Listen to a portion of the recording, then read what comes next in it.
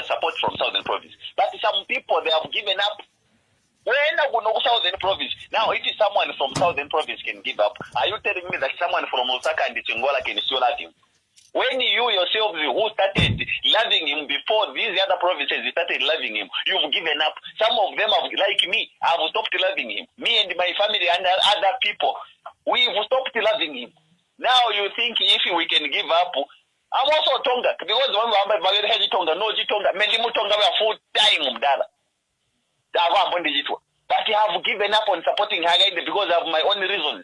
So you think the reasons that the other people have for giving up on supporting Hagainde are not valid, such that the other people from other provinces they cannot buy them.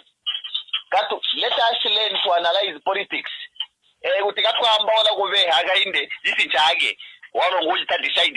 Zambia, you must realize to say, Mdara, an election can be very disappointing. Ask the people of Kenya.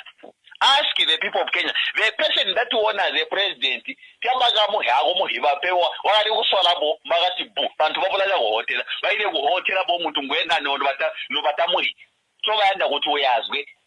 so let us be very careful as we talk. And let us be exposed. Not to get the levels was one southern province, who get the Moyena Momons, Mokala, now Kuri Womonzogo.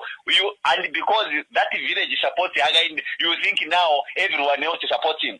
That is non-exposure. Let us be exposed. Vamos director Bagalonga. Why is it that people fail to deliver? They fail to deliver when the head is not functioning very well. If the head is not functioning, now training, you can't expect the trailers to start moving. These mayors, these MPs and councillors who are not performing, it's because Hagainde himself is a failure. Let us just face the reality. If Mr. Hijirema was not a failure, he was going, because he is aware that in Mazabuka, because the other time he was talking about the roads, particularly about Mazabuka, he is aware that there is nothing going on in Mazabuka and he is quiet. It means that is how the work culture is. It's like Bari now is an entertainer who knows how to speak entertaining people. No, he just entertains people through his speeches. But when it comes to delivering, he is not there. So we should just accept that fact. So those that are saying, the councillor must go, the Hagainde must continue. Do you know where the money comes from? When we talk about infrastructure development, the money comes from central government. Now they said, CDF or CDF. And this CDF comes with guidelines. They may release money, and the money that will be released will come with guidelines on how it will be spent. And you can't expect the councillor or an MOP or the mayor to just go against the instructions that will come from the ministry. No, and that ministry receives instructions directly from the president. So the failures we are seeing now, and even the same money for CDF, there is one about 2 times, 3 times.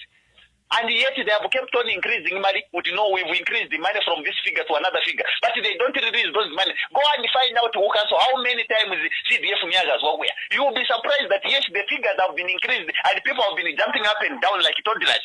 But there is nothing that is coming out. Bagalonga. So those are the things that we are talking about. Let us not be overexcited like a toddler that has been overfed with milk. No. Let us sit down and analyze these things. We don't just have to do things like so this failure is not for the MOP. The failure is not for the mayor. The failure is because Hagainde told us that Gamubika Chen or not Chen Chen Jala uti iteni putting about Mutu wala noka. If you want to trailer with the end, Bama Cancer, Bataric, Bama Cancer, Gamu go out to Mutwe, Mutunguandi Uzwa. It is an error for you to say that to go have trailer come out, a train I end, so that to go ahead trailer, whatever the end. What kind of thinking is that? Uti training aitendi kamudata mutu ngavunguta pulling ngota dosi. Mabika mutu wanchinga pana mwenda kudosa train. Mu UPND is like everyone in UPND now. Mutu wanchinga. You talk about a leader at the district level under UPND. It's like mutu wanchinga ugera train. You talk about the president. He is not functioning. He is not delivering. So failures all over, and someone is talking about againda agwenda yawo kana jindi yako yakwa nagale 2026 yakwa nagale jindi. God will give us someone that will take it up bagalonga ndamba ora mandibo obata naunka aha king cobra wano mwera nyabuta HH mu buli ya ogitali yake kutwamba rusumpu tema ambassador may so rest in peace wali buti Badara Sata, in his few years, now 2 years, you saw a lot of things changing. Many people were saying Shatanjira, in his talking, he sounded as if he's a bad man. But he talk about actions. There are so many things that we can point out now. You talk about Zamuteo. Zamuteo was privatized by Rupia Banda. Sata brought it back. Now, are you aware? Let me tell you one thing. Are you aware that some Stogate or is it Central Province? Are you privatized? The president of UPND has started privatizing Matogate. Just a Togate. Just imagine. These are the things that is SATA worked against. When you privatize a national asset, Mudala, you're bringing poverty in the country. It means you failed to run that particular institution. So now, Sata, we remember him for bringing back national assets that were privatized by MMD. There are so many things that we can point at, which this particular PF did, more especially under Sata. You can't compare President Sata. May he so rest in peace with Mr. Haga in the Jirema. By far. Just allow me to welcome to the backbench my honorable senior colleagues, in whom I'm so pleased, Honorable MP for Ikeleng, Honorable Elijah Mchima, who has been a public servant for many years, both as a civil servant and indeed a minister. This is tour of duty. We encourage you to soldier on. These are things that happen in the tours of duty. I also welcome my dear brother, Honorable Elias Mwanga, who has also joined the backbench, and we appreciate that he has maintained his nomination. We wish him well in his future endeavors.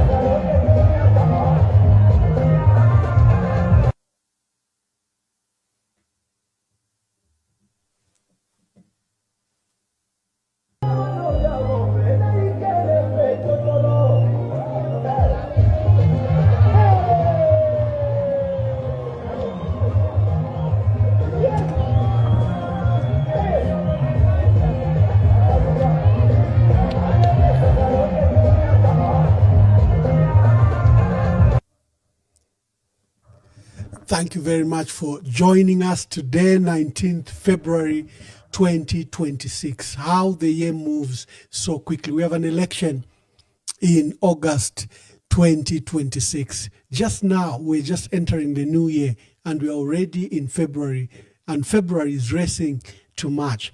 Today, we are discussing the dismissal of those two ministers, Elijah Mchima, who's Ikeleng Member of Parliament and was Minister of Health, and his colleague Elias, Mr. Elias, the Minister of Small and Medium Enterprise. That's number one. We'll do an update on Edgar Lungu. Then we'll discuss, we have 3 topics today that I'm enticing you to speak to. So number one, the dismissal of these two ministers. the second one is the president is expected to hold a press conference tomorrow, I think, to replace the two ministers, and probably a beginning of the year conference, because the president has not spoken really to the country since he's in the new year. Other than those new year ordinary messages, he hasn't really spoken to us. But the bombshell yesterday was the dismissal of the two ministers. What caused the dismissals? We know it's a prerogative of the president, and the president entirely has his own decision to make. So he fired Honorable Elijah Mchima and Elias Mubanga. Both MPs were fired as Minister of Small Enterprise and Minister of Health. On Elijah Mchima, veteran, he started as a director of finance in the intelligence. Many people may not know that man spent his life in the intelligence, and he transitioned to become a member of parliament, I think in 2001, when he went to stand in Ikeleng, and he's held that seat since 2001. For 25 years, he's been an MP from Mwinilunga. Ikeleng now is a new district. Elias Mubanga, Small and Medium Enterprise Minister, I think nominated by the President. What caused the dismissals? First of all, Minister of Health. There hasn't been a scandal. I think medicine has been restored. The distribution mechanism has risen up to 75 to 80% from the period of the crisis of Sylvia Masebo, who ran aground that ministry, who couldn't deliver medicine for 2 years. We don't know how many people died during the period the country didn't have for 2 years. It's like load shedding. Because you have power, you forget the damage that was done during the loss of power of 2 years. Similarly, on Sylvia Masebo, you may forget the damage that she did. Then there were various acts of corruption. Has there been corruption under Elijah Mchima? Not to our knowledge. Like when Sylvia Masebo was minister there were outbreaks of cholera, of syphilis, of typhoid, and we had the biggest cholera outbreak we've never had in our country, which affected 20,000 people under our watch, and 700 people were lost. So why the dismissal of Elijah Mchima? What has he done? What has he done? Because the scandals are not there the way they were under Sylvia Masebo. The scandals were breaking out like the diseases were breaking out. We heard of diseases that we had never even heard of that broke under Sylvia Masebo. So now we are beginning to understand there is a high speculation. A brother of ours, Chirufya Tayali, has claimed that the minister didn't vote for Bill 7.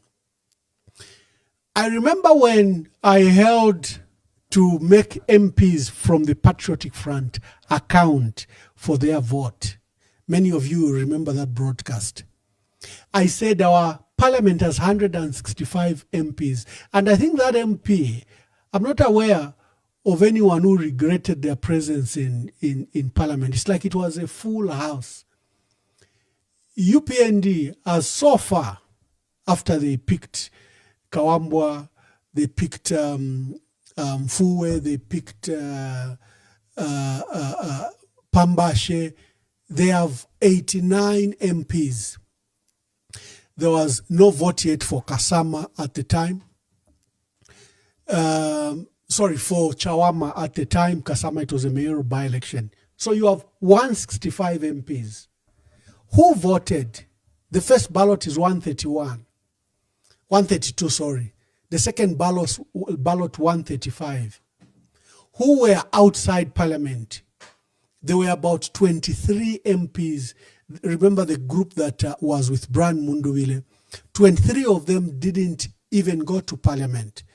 So they didn't vote, of course, but they absconded parliament in order to prevent the vote. We had some MPs that were in the house, like Mao Sampa and Anton Kasandwe, who left after delivering and Binwa Mpundu, who left after delivering their messages.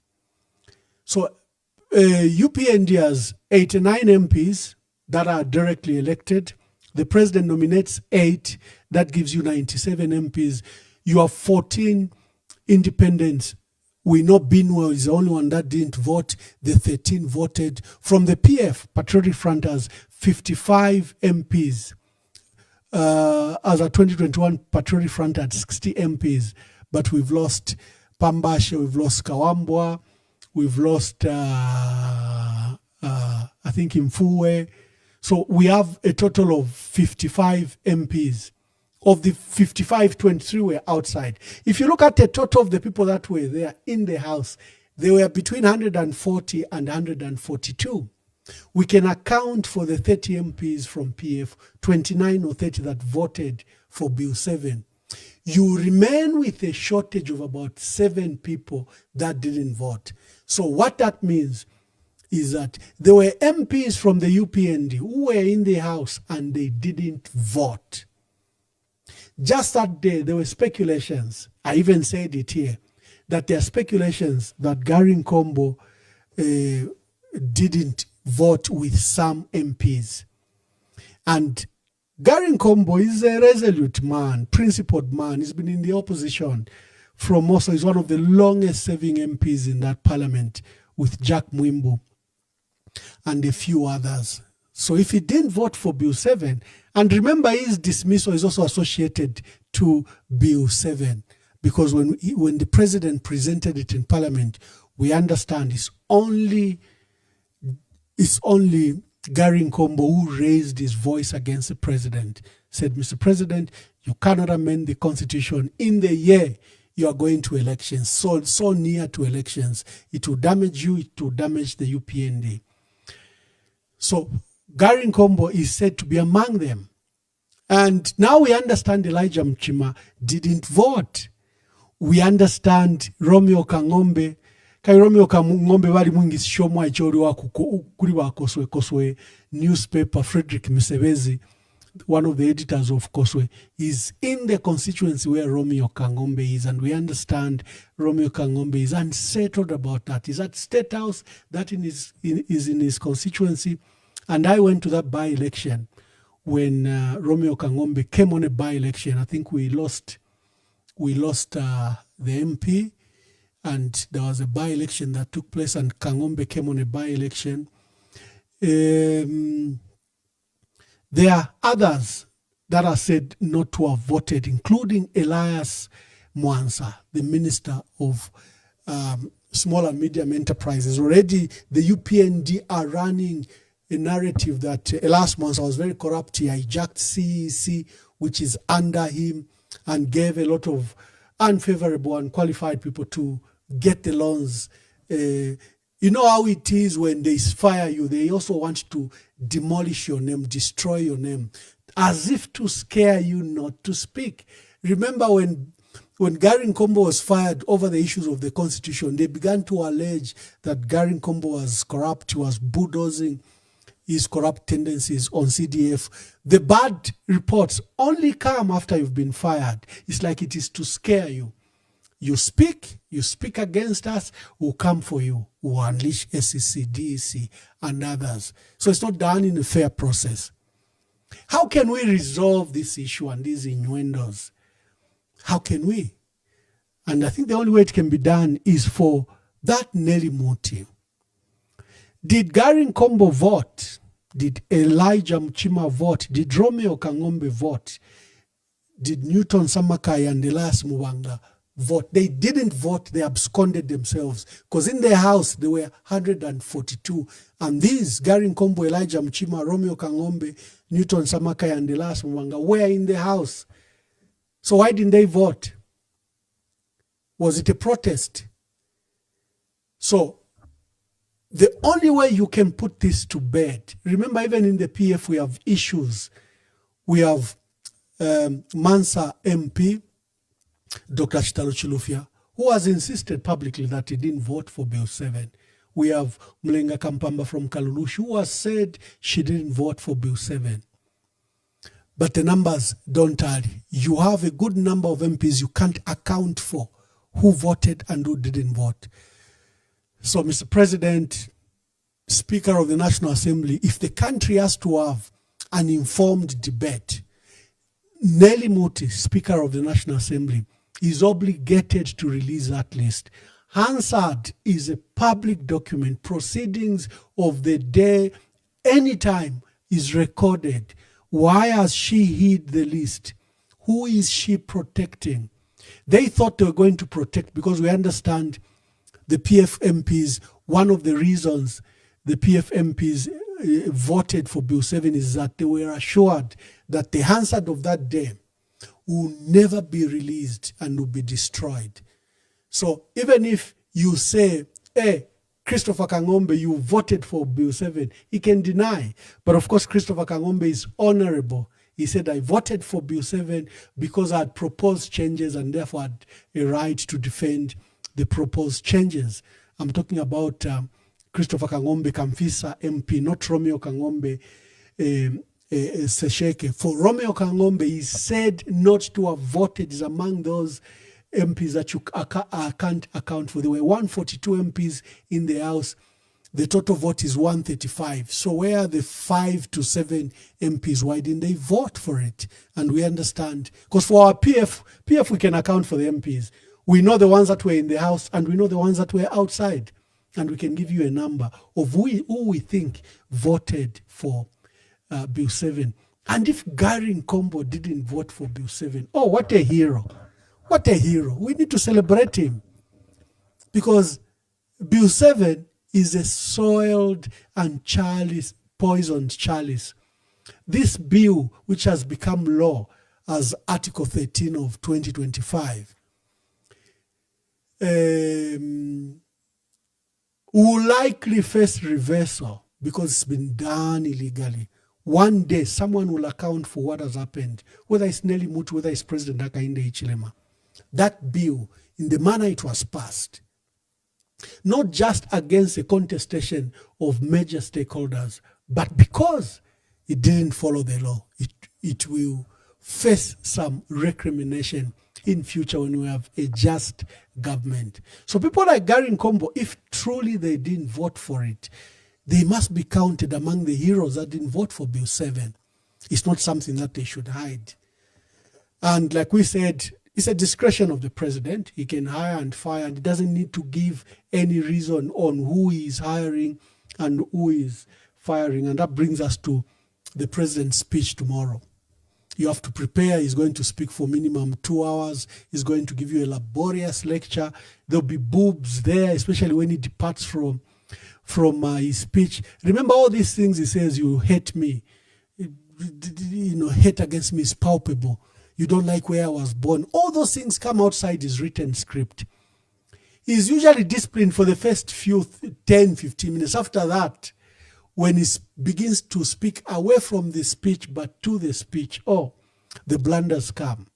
You hear what he said in Choma, for example, where he says, our families from Southern Province were being beaten when they arrive at Intercity. So the press conference will have some sparks, will have some fires. Why is there a rebellion in the UPND? It's inevitable. Let's look at the facts. President Hakainde Hichilema is not one of the best candidates they can have. They can have other candidates. President Hakainde Hichilema is facing a possible loss. Why a possible loss is the disaffection across the country, number one. Two, the way he's run the country and the economy in the last 4 years. Our people have been in pain. Our people have been suffering. Our people have suffered the worst load shedding that the history of our country has ever faced. They've suffered the worst cost of living crisis that our people have ever suffered. The dollar is at 18. Minimum still remains way above 250 kwacha. Fuel still remains way above 27, 28, 30 kwacha. So look at the price of electricity. It has jumped, it has doubled. And this has been sustained the last 5 years. Our people have no money. The economy is highly squeezed. The contractors have not been paid. We have one of the largest local debt. You heard the minister just release the debt. The foreign debt has jumped from $11.9 billion. He gave it in kwacha. When I calculated, it's coming to $20 billion. The domestic debt is also very, very high. It has risen from 178 billion in 2021. It's now sitting at 252 billion kwacha, domestic debt. So forget what he's saying that they've restructured the debt. When you restructure the debt, the debt is still there. It doesn't go away. All you've restructured is a repayment period. For example, the Eurobond that was due in 2025 and 2026 and 2027, those have now been rescheduled to be paid in 2032 and up to 2048. So on your debt portfolio, on your books, the debt has not gone away. So you should look at the current foreign debt plus the debt that they've accumulated. For the domestic debt, this is a cause of the crisis in the country, where only people from State House and selected businessmen from UPND have money. There is no money in the country. You know why? Because we are sitting on one of the largest domestic debt that we've ever had, 252 billion. The Minister of Finance, Dr. Stumbeko Msokotwane, released the figures just the other day. You can look at them. Look at the domestic debt, 252 billion. In the comments, colleagues, give me how much is 252 billion kwacha in US dollars? How much is that? I think that gives you also, I don't know, you calculate and give it to me in the comment section. And then you are sitting at a debt again. If you look at the foreign debt, the minister gave it in kwacha. And kwacha has appreciated. It's no longer 28.30. It's now at 19. If you put it, let me see the debt, how much you put it in kwacha. But it's scary. It has jumped from $11.9 billion to some very big amount. So they have been borrowing on a borrowing spree. So is President Hakainde Hichilema a good candidate for 2026 elections? No, he's not. He's not at all. He's one that will make the UPND suffer a loss. Is one who will make them lose elections after being in power just for 5 years. They were in opposition for 23 years. But they are standing likely to lose this power. Ask anyone, can President Hakainde Hichilema win the election? They'll say no, but they'll put a however or but. If the opposition do not come together, then President Hakainde Hichilema will win the election. So President Hakainde Hichilema is winning this election by default. Will President Hakainde Hichilema win this election? They'll say maybe Mingalato, meaning if he rigs the elections. That is why on this program we always tell you, you have to worry what is happening at the Electoral Commission of Zambia. Why do they want to remove security features from the ballot paper? Why don't they want a stamp and the watermark on the ballot paper? Why is Mwangala Zalomis making all these changes?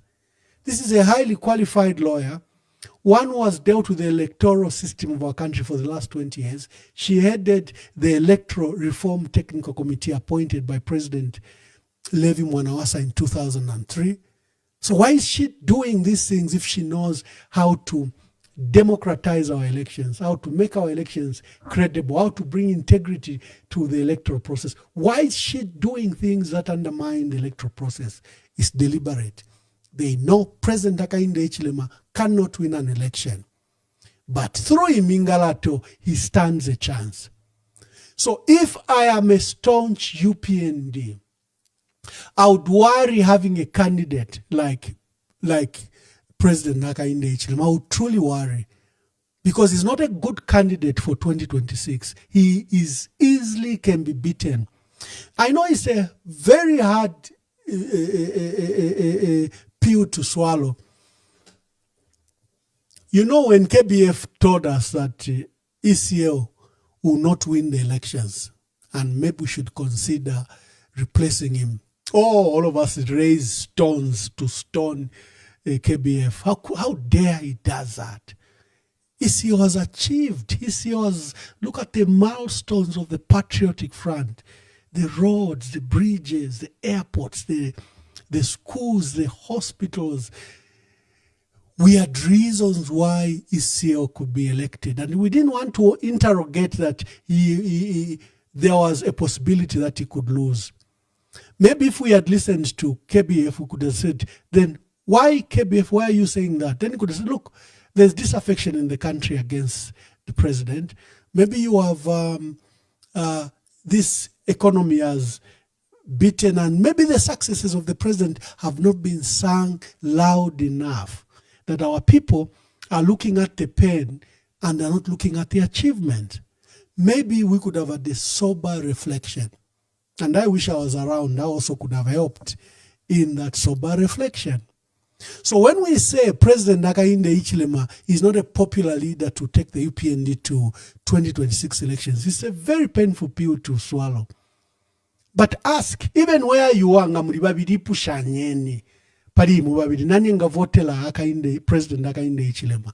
All of you who doubt, the only problem you're going to have is, who can we vote for?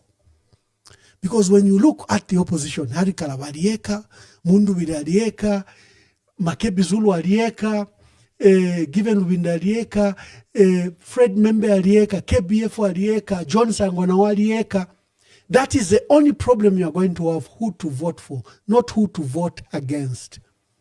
So maybe people like Gary Nkombo, who look at politics beyond the emotions, are looking at a possible loss and are looking at rescuing that party. Maybe that could be the reason. But on Bill 7, I think if Gary Nkombo objected to Bill 7, he must have objected it, knowing the history of our country. Presidents that have attempted to amend the Constitution have lost political fortune. Look at Dr. Chiluba in 2001. He was a popular president for 10 years until he touched amendments to the Constitution and attempted to deal with the third term. Then all of a sudden there was an uprising against a very popular leader. One of the reasons Rupia Banda lost elections also is that he lost the constitutional vote in parliament late in the hour, besides other factors why the MMD lost power in 2011. ECL, Bill 10 became a poison chalice. We're going to elections with a lot of pain, our people rejecting Bill 10. We are going to these 2026 elections with our people having rejected Bill 7. Hichilema is sitting at the same space as Dr. Kaunda sat in 1991, as Rupia Banda sat in 2011, as ECO sat in 2021. There are so many things that have gone wrong, so many moving parts that you don't know if in the next 6-7 months he can put together a machinery and message that can win him an election. Likely not possible. So maybe Gary Nkombo and others are thinking, we want to acquire tualichulile 23 years, tuwelele go opposition. Because what is the alternative? The alternative is to steal the election, rig the election, commit fraud against the election. That will endanger the peace and security of our country. You'll be putting our country in a perilous position where you can lose the country while you win the election. So what is the best and possible solution is to have a fresh candidate for the UPND. But like I'm saying, it's like KBF telling the PF that Wakateka is not eligible for the second term for any Ombi. Or we all raised stones and stoned KBF. So similarly, people like Gary Nkombo will become enemies of the UPND because of the emotions attached to our leaders. Our leaders are like kings. You know, they don't want to be criticized. Even if the leader is naked, no one will tell the leader that you are naked. We fail to tell our leaders the truth. We let our leaders walk to their ditch. What will President Hichilema say tomorrow? He will brag, he will gloat, he will... You remember the bubble he lives in. He will tell you about how they've achieved free education. He will tell you about the investment they've done, how they've finished the IMF program. He will tell you how free education has brought 2 million pupils to school. And free education was abolished by Levi Mwanawasa Mwebantu Wakwalesa. It wasn't abolished by President Hakainde Hichilema. It was abolished by Levi Patrick Mwanawasa. What has been there were user fees usually prescribed by PTA. And the PF slashed the user fees from 600 kwacha to 150 kwacha by 2021. So what Hichilema just removed was 150 kwacha. But Hichilema knows how to sing his song, how to praise himself. He will present it to you that he has brought free education to the country. He will make the Maximue sing it so often that you begin to believe that he has brought free education. When the person who brought free education to our country is Levi Patrick Mwanawasa, who removed all user fees. And what you had were PTA parents meeting together, abakwatawa na pama school, where they were determining that 600 kwacha, 1,000 kwacha for borders and stuff like that. But free education came in 2007 by Levi Patrick Mwanawasa. The PA found charges of up to 600 kwacha, which were being charged by schools. And by 2021, that charge was reduced to 150 kwacha. And Hichilema just removed 150 kwacha. But he claims the biggest celebration that he brought free education policy. You are even challenged all the time by Max Mue that what is the alternative to free education? Let the opposition tell us. Free education came in 2007. It didn't come now.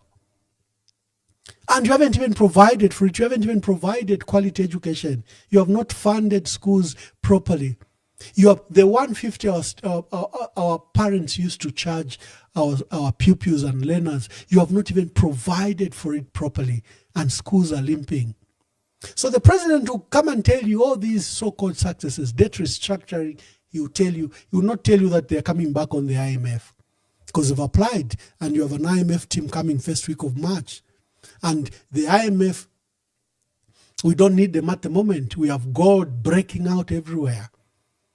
I'm told the gold that is being mined in, for example, in Chuangandu and Mumbwa, and then in Kasenseli and Mufumbwe. I'm told that gold is running in billions of dollars. They don't want you to know, because they want to eat it and eat it alone. By the time our people wake up, by the time our people say, can ZCCMIH run these mines, they will have depleted that gold. There's something happening in that space. On ECL, we are all saddened. I'm reopening this matter. We had discussed it on Monday, of the attempts by the government of the Republic of Zambia to attempt to do a postmortem on the late president. They used an organization called Progressive Forces of South Africa, who went to the police station, is it in Tembisa, and applied that there was a complaint that ECA was poisoned and they want the body of the late president. And they have a police officer, a sergeant, who even began to process papers to seek access the body and conduct a post-mortem. We almost say Vanya Wakateka, and I hope you will say it at the press conference tomorrow. Stop the courage, stop the embarrassment. Don't allow our president to be cut up by strangers in South Africa. That man belongs to our country. Do not allow this foolishness of trying to access a body. This we have said, we have told you, the next of kin is a family. Leave that matter to the family. Yes, President Edgar Lungu is entitled to a decent funeral and burial. Yes, he is. But negotiate with the family. These attempts, No. Bakalipirenko wakateka. Make it an issue that he speaks about this tomorrow. This should come to an end. Ladies and gentlemen, the lines are open. It's People's Forum. I've said my piece. You join us.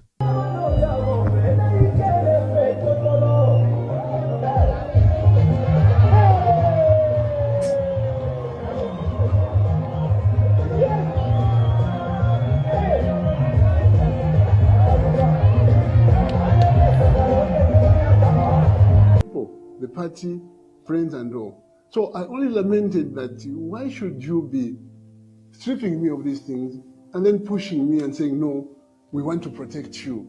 No, you see, demeaning of the president to be seen, to be going without this or that. I said, I don't need you. You don't need me. So I was very clear. I've not complained at all.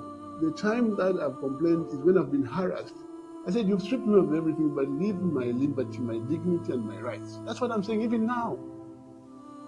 You see, 1 minute I walk the street, somebody says you can't walk the street because you're a former president, you are in danger of being attacked and people might attack you and will be blamed as police. That's why we're following you. The next minute I said, but you mean you didn't know that I was former president when you stripped? We want to set a precedent. Let them give us reasons why the current president should not go near the casket. And who has told them that he wants to be near the casket anyway? Who has told them that he wants to be near the casket? If they want to say he shouldn't see the body, but who has told them that he wants to see the body? Why these speculations? Maybe it's because you're arguing that really this must happen. Maybe that's why it's assumptions. Even the court was asking them, presiding. The court was asking. Their lawyer couldn't explain. Presiding. He was not just a citizen. He was a head of state. And if somebody says there were issues, yes, there are always issues.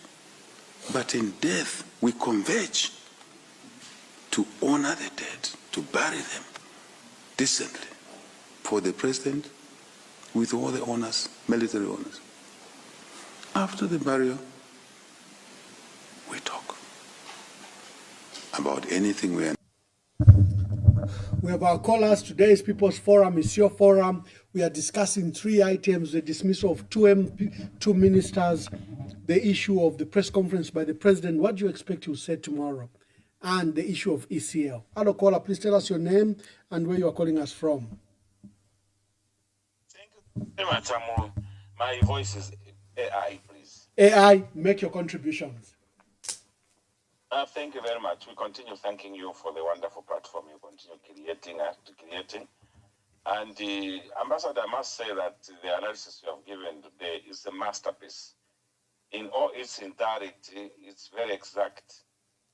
President Hakainde Hichilema, even himself knows, even himself has said it. He is the most hated president. Even when he was in the opposition, even now when he's ruling. Even if people around him, even within cabinet itself, people don't like it. People don't like his management. They are just quiet because of the salaries they are receiving. And that's why you are seeing this discontent, even within the structures of UPND itself. The party is rotting. A lot of people, he told a lot of lies. He told a lot of lies. He left a lot of people pamvola. So, he is indeed the most easy president to vote out. Because even within UPND itself, a lot of people don't like it these days. And the people of Zambia, the hunger, the lies, you know how it feels when you are used and ditched. You know how it feels. He used the people of this country and ditched them. He used them and ditched, and the people of Zambia feel used by this man. That's why they are very much eager to ensure that they vote him out. That is a far concluded case. And that's why we are appealing to the opposition political parties to say, please reduce your ego, reduce your insatiable appetite, because people of this country are suffering. People of this country are suffering. People are buying Pameras. People can no longer afford to buy Milmi. They are buying Pameras. I was in town today. He was cheating people who work on these floods and everything. The entire town is flooded. And they are busy doing politics, even in bus stops there. But they can't even work on proper drainages in the country. There's absolutely, they are talking about the ECL. That man worked for this country, Ambassador Manuama. That man worked for this country, I tell you. And I will still tell you again that even if Kainde forces himself to be president, he is never going to work the way ECL worked. The roads he created, the hospitals he created, which are being run down now. So what we are saying is that you are very right in saying that this is the most simple president to do what, to vote out, because we have never had a disaster of a president like President Kainde. I saw him with writing. You say that I'm finishing writing. I'm finishing writing my speech that he will give tomorrow. It will be all rise from A to Z. That's why he's writing himself, so that he can control the rise that is going to do. And the man is very boring. There's nothing being presidential about this president. There's absolutely nothing presidential. Even when you see him, there's nothing presidential about him. So what we are saying is that we are appealing for the opposition to ensure that they reduce their insatiable appetite for the presidents. People of this country are suffering. And indeed, we are telling him to say, please, even at this last hour, give us good news about ECL. Why are you punishing that man like that? Almost 9 months, somebody's in the morgue. That's unfair. But these are things that you were all taught in plain black and white. People talked, I can't repeat what they said here. People said, this, why is he insisting on the body? Why is he insisting on the body? Because Tasila's Lungu and Makebi Zulu, and please, I pay a lot of respect to Madam Esther Lungu. That woman is very powerful, and we must consider her in our prayers. They had agreed that they bring the body here. But after agreeing, Akainde came up with his own programs to say, per airport departure, we are going to have a ceremony, a private ceremony in which he himself alone is going to remain with the body. But PU, what does he want to do with the body? And he started making up some roads somewhere. That's why the family said, if that is the case, then we are not bringing the body. And even up to now, he sends Kabesha. Kabesha, go to South Africa and appeal. Fighting a man, Ambassador Emmanuel Mwamba, a person, a dead man, even in death, is fighting. The man, when he was alive, Ambassador Emmanuel Mwamba, you know very well that this person is sick of this disease. The president has got the availability to classify the information. The health status of Edgar Lungu is well documented by cabinet officer. The president knew the condition of Edgar Lungu. But again, he knew that this person needed specialist treatment. And he knew that if this person doesn't get specialist treatment, he's going to die. He goes in the plane, you go and take him out from the plane. When you know that he's not going for leisure, he's going for treatment. And the person had to run away like a common criminal from his own country. He had to run away, use the back door to go and seek treatment. Thank you, my brother. Thank you. Thank you so much, my brother. You've heard in the background so many people trying to call. What is that, Ambassador Emmanuel Mwamba, if that is not Juju? Tell me. And the way ECL died is the same way in which Edith Nawakwi died. The blood of ECL and the blood of Madam Edith Nawakwi is on the head of President Kainde Chilema. President Kainde Chilema knew that Edith Nawakwi was receiving treatment in India. India, where I was receiving treatment, she was getting tablets to reduce the escalation of the cancer. She was locked up in the cells here, Pachelston. She was locked up in the cells there. She complained, my drugs, me, I'm sick. She was denied even to go out. You saw how she was brutalized, Ambassador Emmanuel Mwamba, over the court issue, or over the court issue. The court even saying that if you are saying this person is sick, let us take the court to our house. You can imagine. You saw how State Counsel Chifumpanda explained at her funeral to say, I explained to the police, this person is sick. Until they came to pick me, I said, let's go and see her. Until he took them to the UTH there, in her ward. I said, look at this rate. Isn't this, it is now, where is Thomas Didimas, who is still, you remember that speech that he gave? It was very fantastic. So what we are saying is that Zambia, since independence, Ambassador Emmanuel Mwamba has never seen an evil president like President Hakainde Hichilema. This man is evil and called to the core. But we were warned. That is, God rejected President Hakainde Hichilema 5 times. He was rejected. And the people, we are suffering our own consequences. And the people say, let's go with him. But what we are saying is that we want the people of this country and the opposition to stop sleeping around. Because we, the people of Zambia, are resolved. We are very decided to say, this man must be, there is no normal person on 13th August, Ambassador Emmanuel Mwamba, who is going to the police box and vote for President Hakainde. There is no normal person who will do that. But you must be aware, President Levi Patrick Manawasa warned you that this man believes in getting things by force. He doesn't believe through the process. Whatever process, if it's bad, is going to get it. Just like what he did on Bill 7. Even he went to Choma, I was telling the people that I bribed them. Democracy for him is bribing them. That is what he has reduced parliament and everything. He can't allow the normal flow of democracy. He believes in Mingalato. So we are appealing to the opposition and the people of this country to remain alert and vigilant and ensure that we correct this tragic mistake that we made. President Hakainde Hichilema is a tragic mistake. He is a president by accident, which must be corrected quickly. Are we together, Ambassador Emmanuel? Thank you, my brother. Let's take other views. Thank you, my brother from AI. That was an anonymous caller.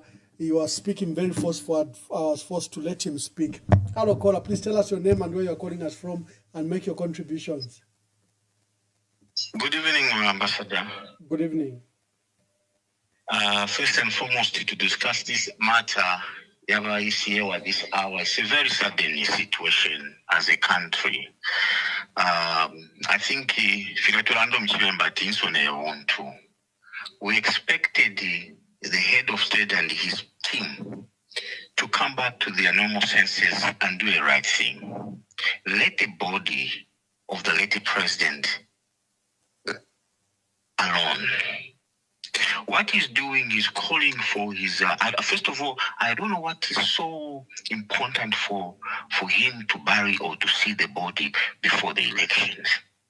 Even when you are not a witchcraft or a nganga, they will point at you that indeed you have got something to do with this. Just to cement and to concur with what this brother has just mentioned, the person who killed Isiel is himself.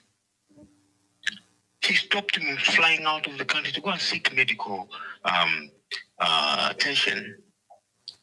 This has never happened before. I know there's been a number of presidents who have been stopped or not, but eventually they were allowed to go to the treatment.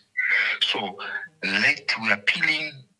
I hope tomorrow, as he's preparing a speech, he will say that, no, I have come back to my normal senses. All the demons are out. I'm now saying that the board of Israel should remain to the family, and the family should do whatever they want to do. This is what we are calling for. He suffered whilst he was alive and should suffer in death, surely? The answer is no. Thank you. Thank you, caller. No, I still want to say something, sir. Sir, we have an issue to do with these elections. You have mentioned to say that this man You were talking about how Gary Combe is preparing himself and all those things. Sir, if you have seen what this government is doing through HH himself, he has started deploying army in the name of trying to protect the gold.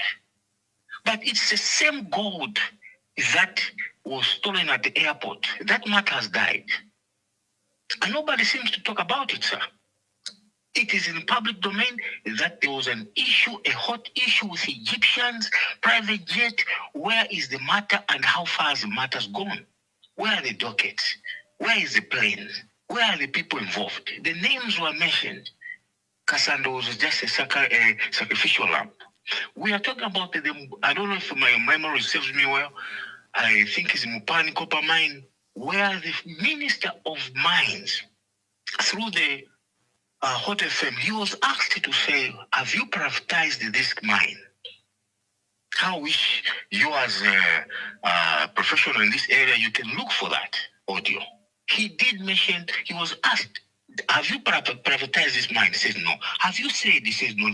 Then what have you done to it? He said no, we've just given them to run. How can you give a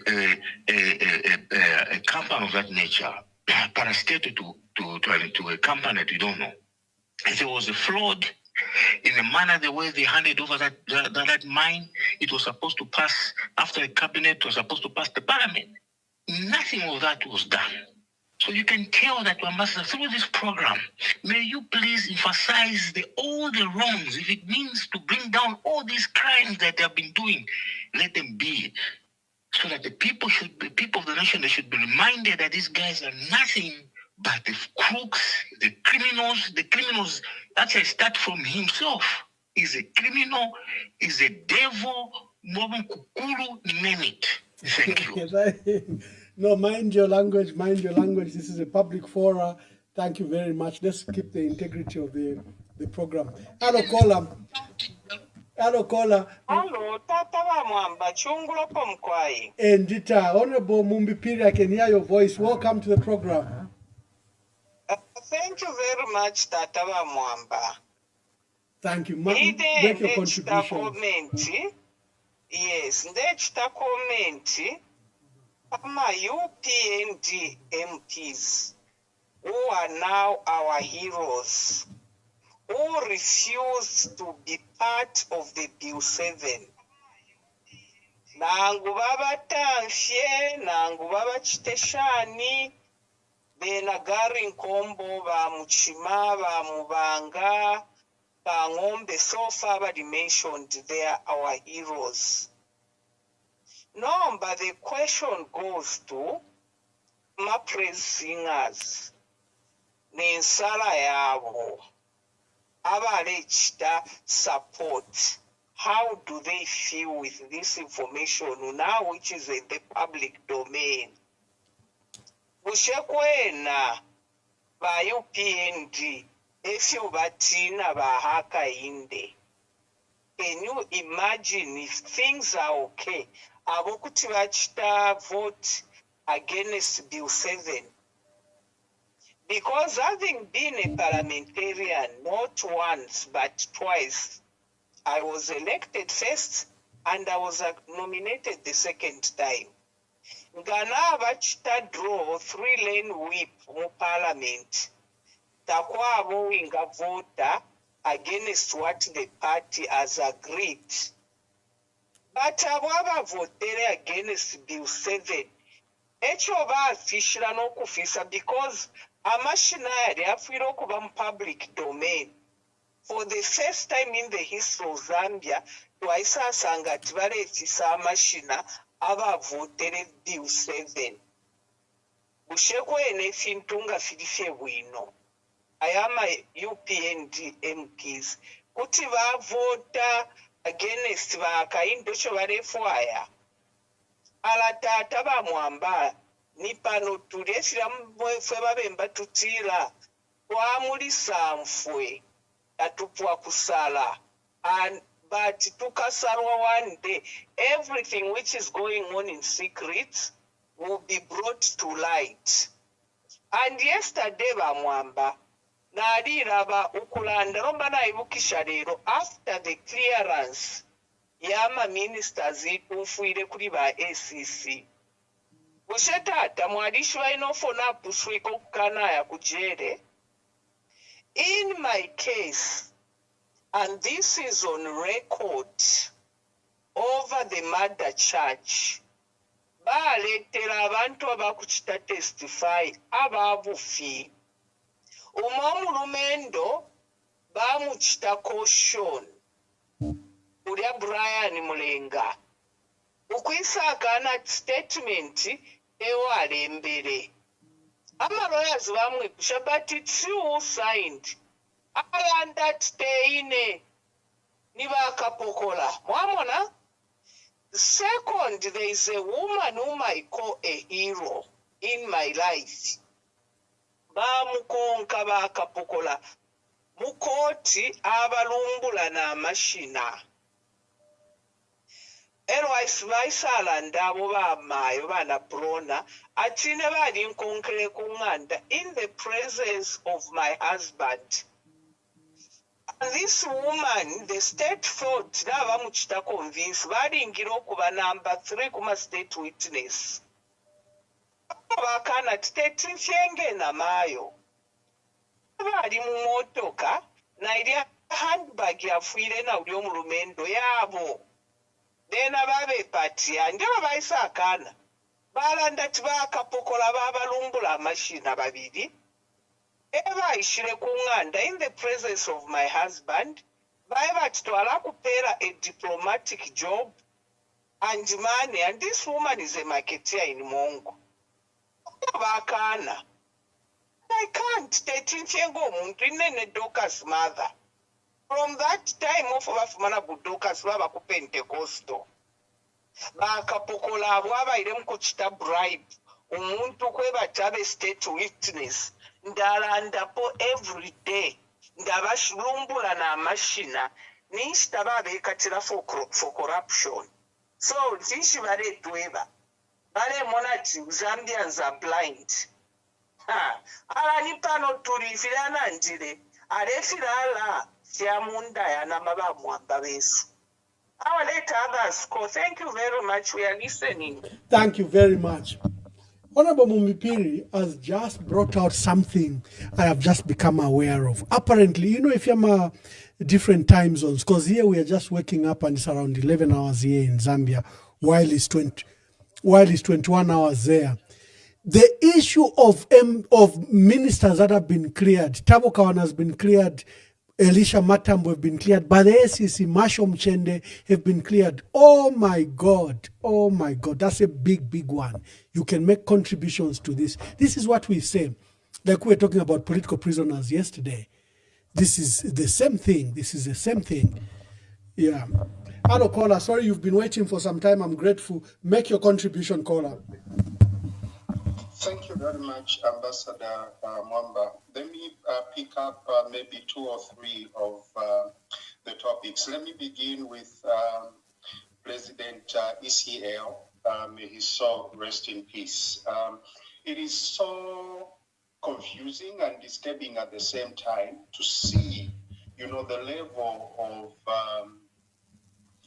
persistence that these people have in trying to access and have his body, claiming they want to come and give it a dignified burial. At the same time, they want to understand what killed him. It's so hypocritical. This is a president who is just a neighbor to South Africa, for God's sake. He's been to South Africa several times. At no time has he ever bothered to go and see the family and find out how they are faring. At no time has this government thought of trying to meet, the needs of that family financially, because they are not staying there for free. Their aim is focused at their interest. Their interest is just the body. So you wonder the kind of hypocrisy that is at play. They are the same people that are claiming to give a dignified funeral to President Isiel. At the same time, they've grabbed a city that belongs to his daughter. They have taken property that he himself gave to his son. And so this hypocrisy is out of the world. We can only speculate and we can only call it what it is, witchcraft at its best. On the issue of the firing of the ministers, this is exactly what we talk about. Dictators will always fire people that are not in good books with them, those that stand against them. This president is the worst president that Zambia has ever had. He's the least loved president that Zambia has ever had. Even amongst his ministers, and also people that are his inner circle, except for those whose brains have been taken out of their heads. They're the people that continue to sing praises. We don't see, and trust me, a house divided against itself, it will not stand. This is a one-term government. This is a one-term government that is not going anywhere. It's just a matter of time, it will be gone. I urge the opposition, though, you know, I know we've called for so much unity over a period of time and we are not seeing it. I think the people of Zambia have resolved. They will vote for that person that will really appeal to them on that particular day if the opposition do not want. We saw it happening, you know, with Michael Sata. There was that unit of convenience, but of course someone was so proud thinking Michael Sata was nothing. He was more educated and he couldn't go. And Michael Sata won an election because people had chosen and decided. Similarly, we might have the same thing in August.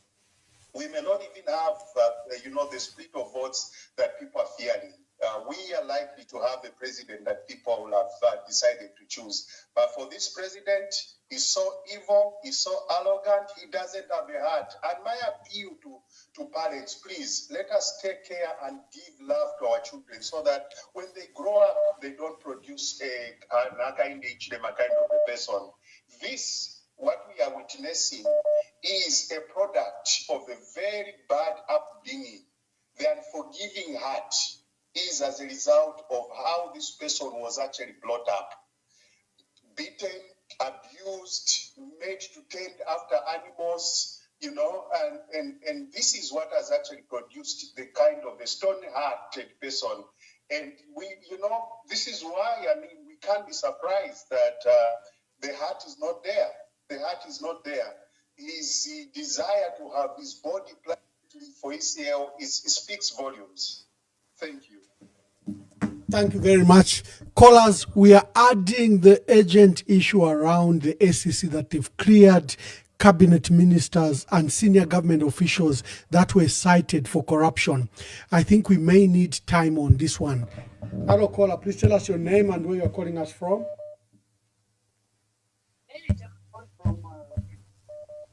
Hello, caller. Hello. Yes, caller. Yes, Mr. Banda from Yes, Sparta. yes, Mr. Banda from Sparta. Make your contributions. Thank you very much. Quickly, I want to touch on the issue of ECL. Yes. It is actually not only surprising, but annoying. Annoying, actually, because, look, when ECL died, his death certificate was made public and it is all over. It has been all over. So we don't even want to believe what the UPND government is trying to say. No, it's not us, it is the South African police, it's ABCD and so on and so forth. That is a lie. That is as you have outlined on Ambassador Mwam. We know the problem is UPND is that they think that we don't think. They think that we are all under a spell or we are all under demons that we cannot see or we cannot distinguish between the wrong and the right. That's the problem. Look, because we know and we remember very well when President Sata died, the issue of postmortem was entirely the option from the family, not any other person. And through Mlenga Sata, the family of President Sata spoke and said, we have nothing to do with the postmortem and we are going to proceed to bury President Sata. Nobody contested that decision. So why should the issue of postmortem of ECL should come into light and people should be interested and trying to do all sorts of things? I think that one should not have been the issue. We know, and we know very well, people are interested in seeing, even if they are saying that, no, he's not interested to come near the casket, you know what? We know, because 8 months is a very long time. If there was nothing sinister, if there was nothing beyond or more than what our eyes meet, if it was just a mere attendance or just a mere presiding over the funeral, someone could have given up. Someone could have given up. But there's more than what meets the eye. I think that's our suspicion. That's what we are suspecting. Because if it was just say, no, Mr. Mwamba, Honorable Ambassador Mwamba, don't come to my funeral, surely, and even take it, to the bone, and even reaching to the point of fighting everyone just to attend my funeral. You can just say, oh, after all, take it. You can take it the way you want to take it. Please go and bury. I have nothing to do with it. As simple as that. Then coming to the issue of these ministers. The ministers, it's very unfortunate. Very unfortunate. They try as much as possible to trying to show that they are clean, but in the actual sense, Zambians are aware. Zambians are aware. They can be cleared today. They can say, Shemasho is clean, this one is clean. They can do even that the Livingston mayor issue, all those kind of things. That's why we have just said that we have been telling them so that they should stop wasting time and trying to blind Zambians that no, they're taking actions on the UPND members and so on. We know that they cannot do anything. So let them stop wasting taxpayers' money investigating things which they know that what they're going to do at the end. They should stop doing that. They are wasting taxpayers' money. They are wasting Zambia's time. So they should just stay, because we are used now that no UPND can be convicted under the watch of President H. Nobody can be convicted. Nobody can be prosecuted. So we all know that. So let them stop wasting time by saying, no, we're investigating Minister A, we're investigating this minister, we're investigating that one. Because Zambians, we know that the courts now are entirely for the opposition. The law is for the opposition, not for UPND. We are very much aware to that. So they should not be wasting our time. Let the PFO, to the point of creating the court, the international criminal whatever, that court they created specifically for the PF.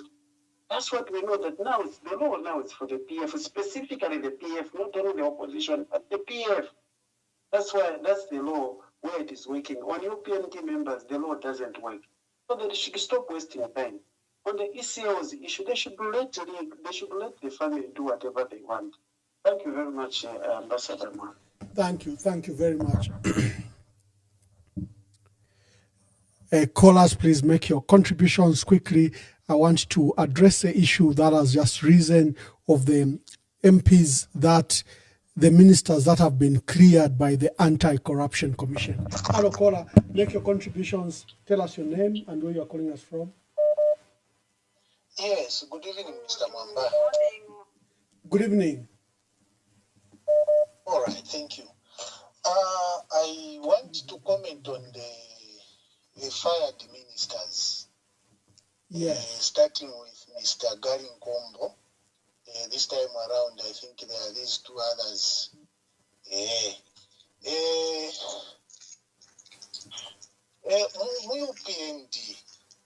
PND, if at all, some of these reasons I think we are hearing, but probably they could be the reasons why they are fired, like the Garin Kombo. PND, it is very difficult to advise the president or to oppose the president.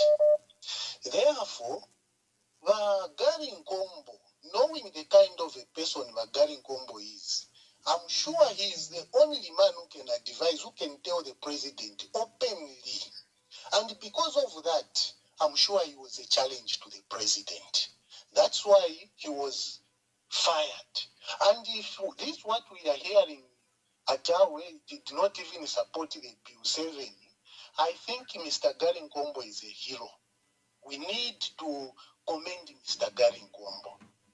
And also these other ministers, if the reasons are true, which we are hearing, that they also did not support the Bill 7, I think, well, they need to be commended. They need to be commended because the truth will PND. There are very few people can advise the president. And those who cannot speak, probably that's why they can just be acting back doors, but maybe they do not even support the Bill 7. That's what I think I can probably suspect. Talking about the state of our nation, Muno Muzambia, Mr. Mwamba, personally, I'm very much worried. I'm very much worried.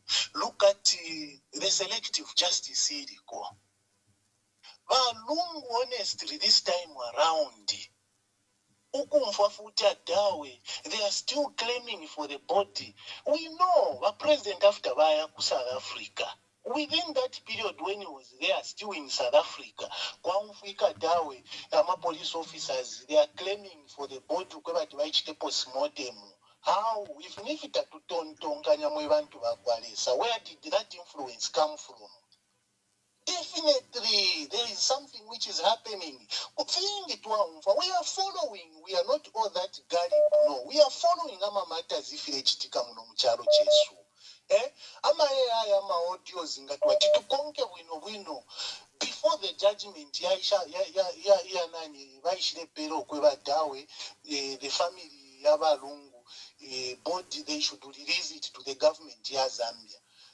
Yama issues itwale akonka bwino sana before kwa disa of my in AI yabacha binga katwishinga ni AI nga mwebantu bakwalesa papita for 2 days ba attorney general after a case yana kukoti day before tabalachita announce judgment ba attorney general baisa na pamwera no kwamba no kulachita encourage abantu mwebantu bakuba mu Zambia awe we should respect whatever the judgment is going to come out tomorrow, meaning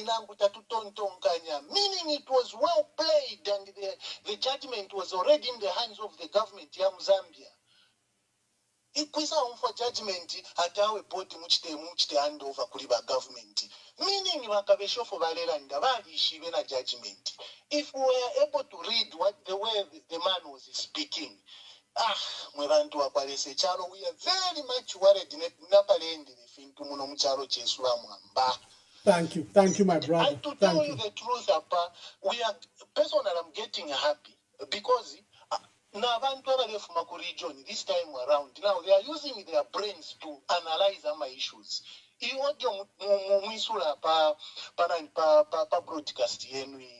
That guy who could criticize the president, that guy from the southern province, I know is just one of the many people who are now thinking not for the sake of kula support la fiat pantu muntu wesu then kula support mwebantu wakolesa there a lot of abnormalities if you chitika mchalo, but people are defending them just because of money. Mwebantu wakolesa where are we going? Look at the selective justice. There is so bamupoko tunda lama 21 million. Wali person katinga ni advisor of former president wesu wale from a region. He was also, he had some cases yama proceeds of crime worth 41 million.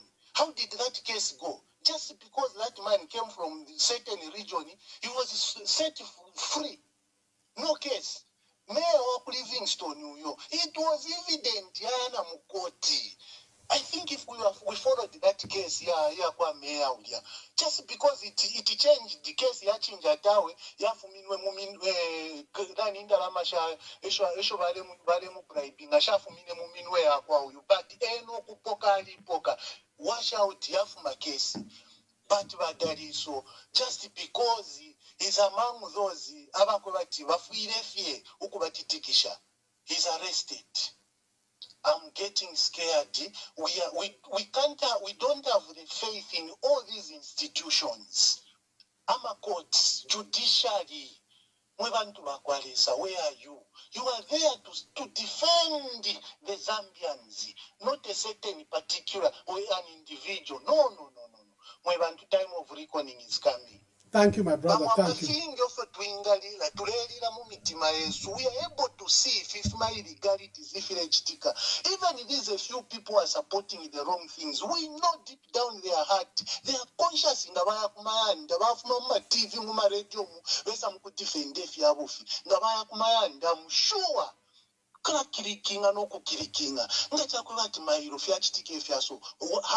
am I going to survive? Yeah, thank you very much, my brother. Thank you. They are there with a lot of courage to defend. Thank you, my brother. Hello, my sister. Tell us your name and where you are calling us from. Yes, Ambassador. Yes, this is Mama T. Thank you so much. Thank you for waiting, Mama T. Make your contributions. Bamwamba wesonjambire ine yabatata bayisiyewo bamwamba iriryashi iromfwisha obulanda ninkani amine sikondweresanda iyayi any normal Zambian is not happy with what has happened to the family of the ECL. Bamwamba okutwarufya abafyashi before tatularufya abafyashi wambire before tatularufya abafyashi bayisiyewo abakulire airport lyaine bayita baeketa ati sausage airport bali abatamfya kulyokwe bati baleya mukufwaya ubwafuirisho ku South Africa bali abafunya pa airport iya second baya abafunya mundeke bakwa bati baye nilya time bayishire by Human Rights International Shan. That was the time when our ECO left this country. He left as a private person. No, mbechile papusha bamwamba. Chakwe bati. It is not a secret. Everyone knows to say Hakainde Ichilema did not respect ECO. Even when ECO was the president, Hakainde Ichilema never respected ECO. He never respected him when he came out of power. Even when he handed the power to him without any noise, without any confusion, that humble man handed over power to Hakainde Ichilema. That's the only crime that ECO made to Hakainde Ichilema. Okay, but Hakainde is fine. Twice, but Nombe ukwebati mweba Hakainde mukashite preside bachiriro chabayisi sino chinshi. Those are the questions that we are asking. Thank you, my dear as sister. Zambians. Thank you very much. Thank you. We want to know. Yes, thank you very much. Ministers, ministers, MPs, Bill 7. Tule mitotera muri bantu sana bagali nkombo ya more of a leader than that man. Bagali nkombo was supposed to be an advisor to that man. That stubborn man who has brought a lot of problems here in Zambia. We are watching Hakainde. You have taught us a lot of things. You have taught us to say when people kill people, it becomes manslaughter. It is you who has taught us. You have taught us Hakainde Chilema kwebati ngamwapero mwana wenu gift imwe kuya mupokolola. Baisrael cannot defend his son now. But you went ahead and grabbed whatever was given to Dadiso because of what you are, Hakainde Ichilema. So today, Rando kwebati mama Zambians in tuikatane Hakainde Ichilema pasetini afume area. Tushale no mutende. Kwa papa. Thank you very much. I want to introduce a quick topic, but let me take the last caller so that you can begin to include in your comment this quick topic. Hello, caller. Please tell us your name and where you are calling us from.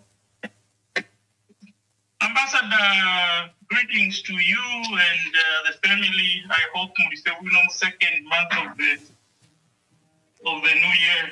Thank you, my brother. Thank you so much. Kindly make your contributions. Ambassador, for the love you have for Zambia. But the tragedy that happened in Kunan, Canada, and you hosted the father to the deceased young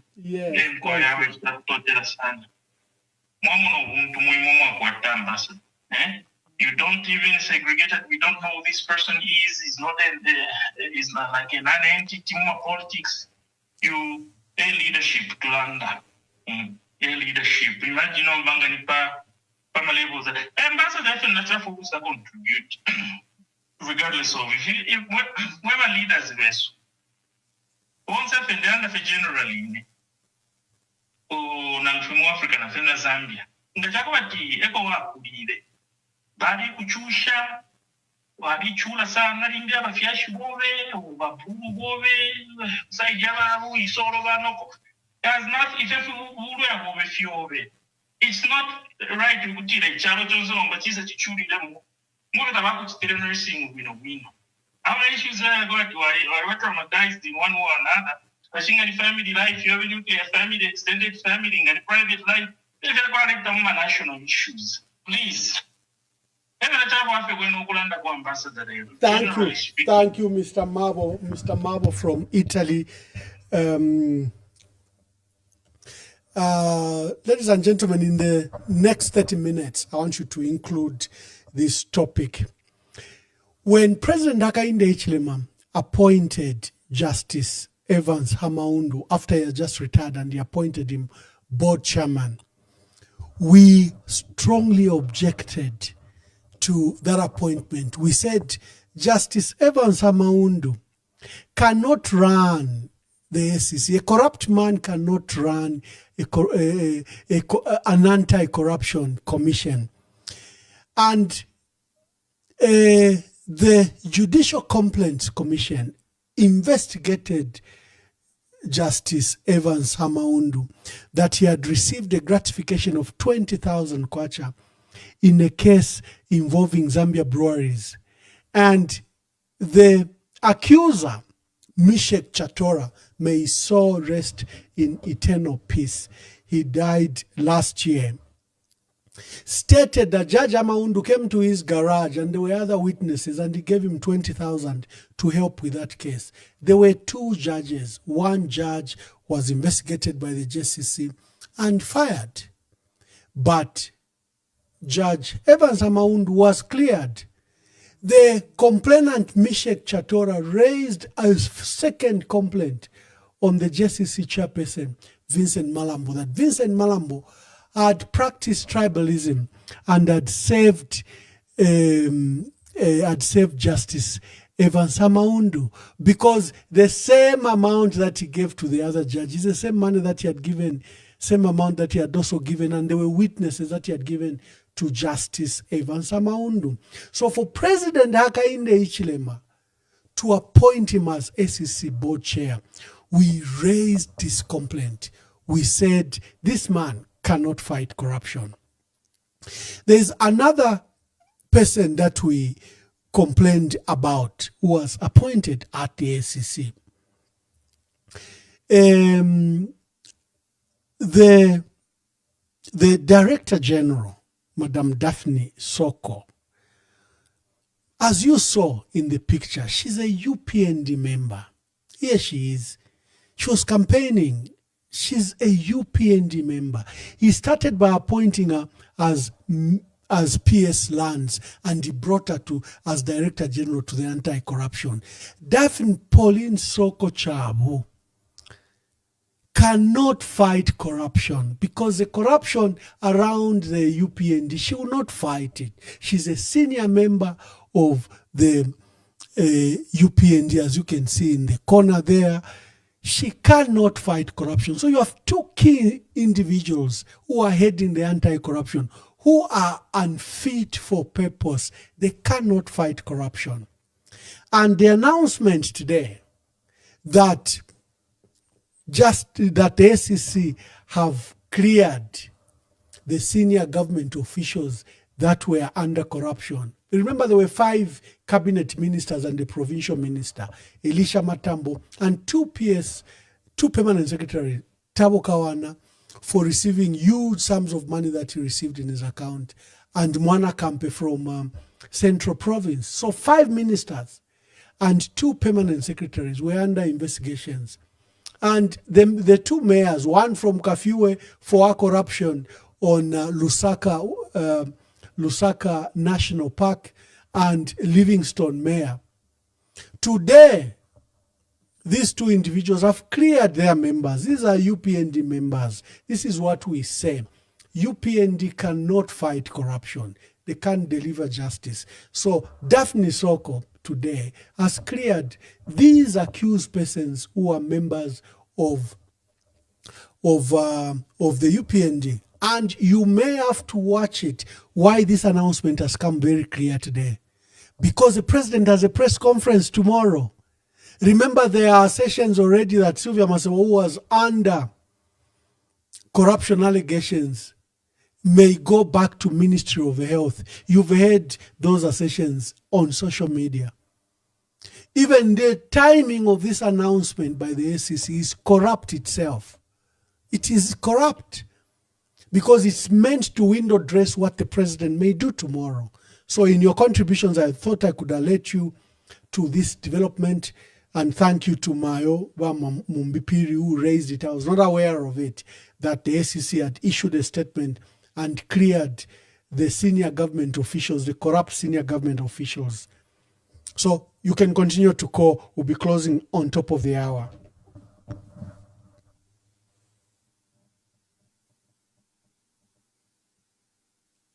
Thank you very much.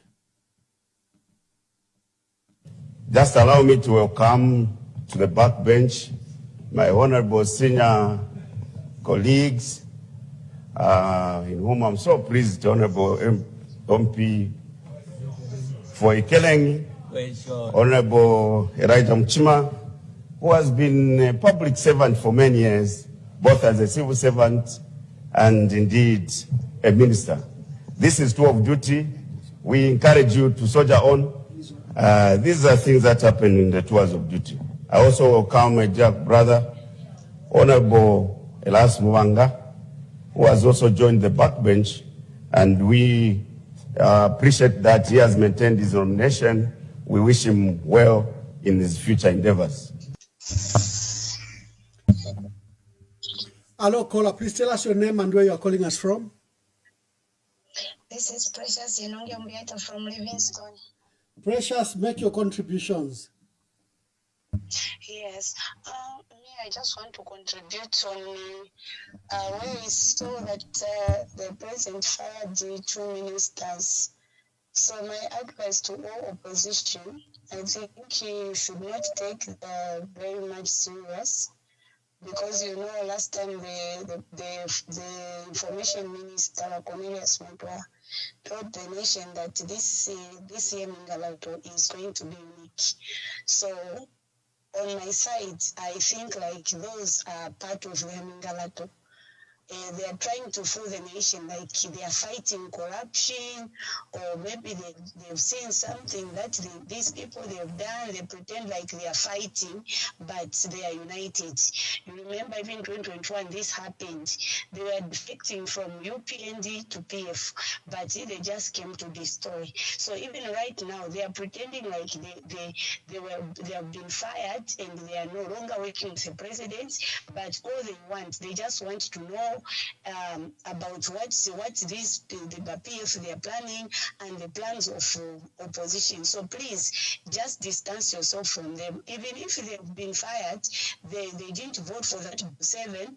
We can't take it serious, because if indeed they didn't vote for that bill, how come that bill passed? So that is the question we're supposed to ask ourselves. So we should be careful with them. Don't bring them close. If they say, no, we want to join the opposition, don't, because they are up to something. Thank you very much.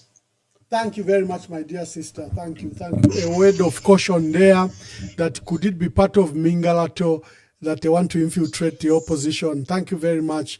I say it's a worthy point to consider. Sorry, we had so many missed calls when I was reintroducing this new program of the SEC clearing senior government officials. Yeah. Thank you very much. Please call that we take the matter. Thank you.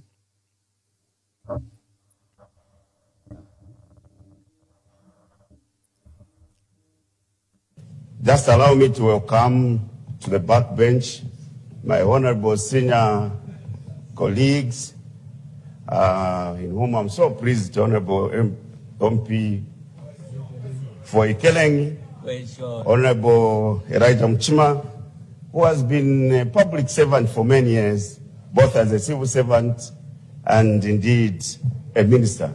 This is tour of duty. We encourage you to soldier on.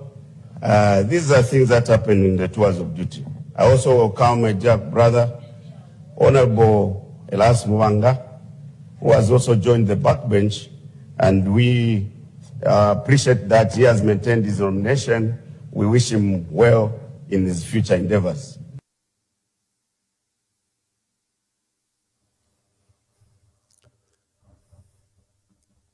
Thank you very much. Let's take the calls now. Thank you. Hello, caller. Please tell us your name and where you are calling us from. Hello, good evening, Mamamba. This is Mwansa from Joburg, South Africa. Thank you. Hello. Make your contributions. Yes, firstly, I want to mention that, UPND, they know they're not popular. Yes. That is why they are doing Mingalato. But it's up to us or the opposition to make sure that they root out the evil of greed, because I've seen that people are falling prey to these remunerations that are coming from Ekainde. Because the caution is that they must know that integrity is more than the money which they are getting. Because integrity, once it's lost, to get it back, it's very, very, difficult to do that. So please, I would urge the opposition to make sure that they must look at Zambia as at a bigger picture, not on an individual, remuneration. So in following that one, I would like to advise that please let's make a mechanism to select the best candidate among all the opposition leaders. Brian Mundubire or whoever it is, Makebi Zulu, let's be impartial and make sure that a leader that we emerge will not be another accident as this one which was done in 2021. So that at least we must now put our country into a correct trajectory. Look at what Ghana is doing there.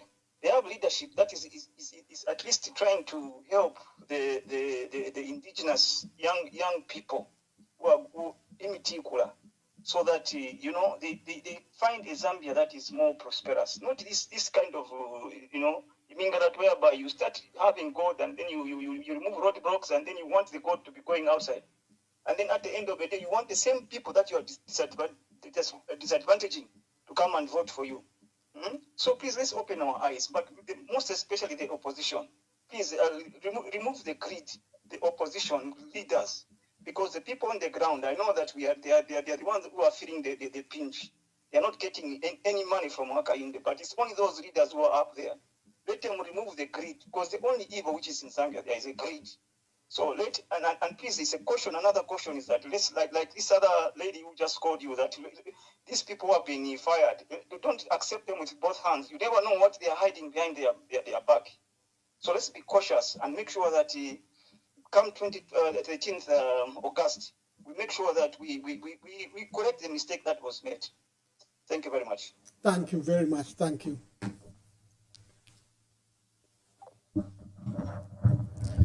Thank you.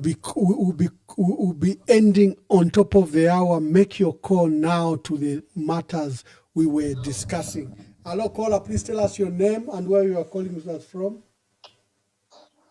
Good morning, Mr. Mwamba. Good morning.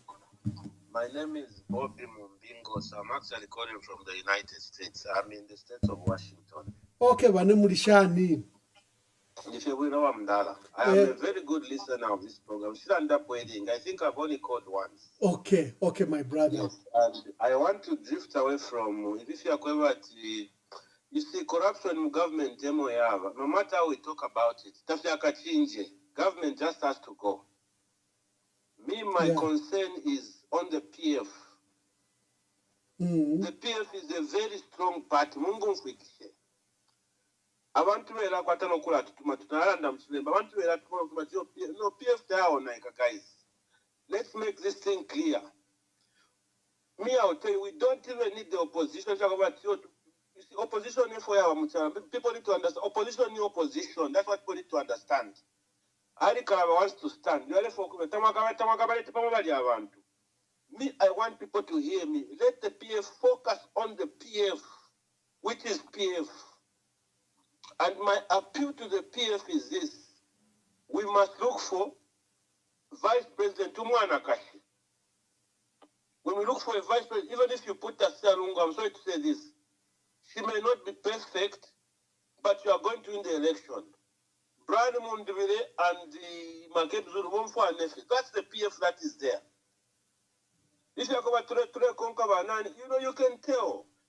I was afraid. Those guys have no voice. The PF is a very strong party. PF Tayapwa.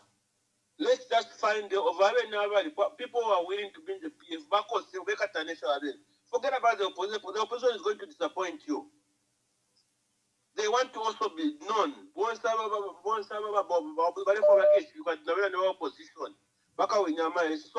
we are going to do this until the last minute. So right now we're supposed to just focus on the PF itself. Get Tasira Lungu as vice president. Whether you like it, sympathy vote, and then we go for what I can call electrical reform. Problem. These are things you don't want to address. Problem. Engage the visitors of police, and cleanse the police service. Cleanse the judiciary. No. These are things that you have to deal with because nobody's dealing with. We are not dealing with police reforms. We are not dealing with judicial reform. That's why President Ngai you still find that people are not. There's a lot of selective justice, which is wrong. You cleanse the justice system. Then you move forward. Because this is no. And then I'll give you an example. If we're not to if you go back to the compound, what has happened to the social services? That's why we need to find. I want to let's have people who can think because social services here now come Zambia. There is no recreation. We have got a lot of big problems. Now, so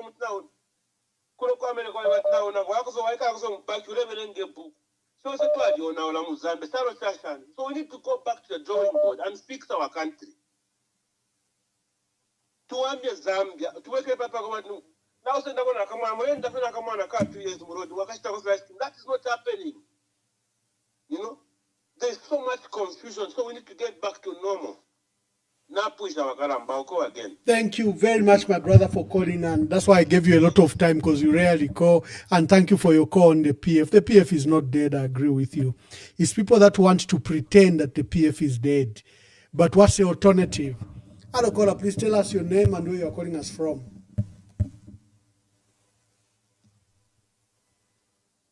Hello, caller. Please tell us your name and where you are calling us from.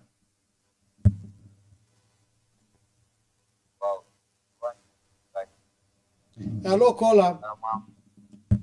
Hello. Yes, caller. Peter Charles. Peter Charles. Peter Charles, speak in the phone. You are very faint. Speak in the phone. Hello, can you hear me? Yes, that's better. Yes. Inewa mwamba nshide kokoda. Ba mwamba kusheshi na akainde ichilema. Meaning enshi. That's why it's definitely no one charo. So mutwali miewa chichilema. Mamonaka. That's why things are not okay in our country. That's what I Let's refrain, colleagues. Let's keep this program with integrity. Let's not insult the president. Here, we discuss issues. We can condemn him for his bad policies, but let's not degenerate to that level. I always want my program to be clean. Let's offer proper criticism. Let's not insult him. Avoid words like devil, evil. Evil you can use, devil no. Don't use like the words that the scholars just use. Let's just criticize the issues. Prices are high, let's discuss the key issues. Is abusing the judiciary. You still can describe the president and your difficulties around him without insults. Thank you, callers.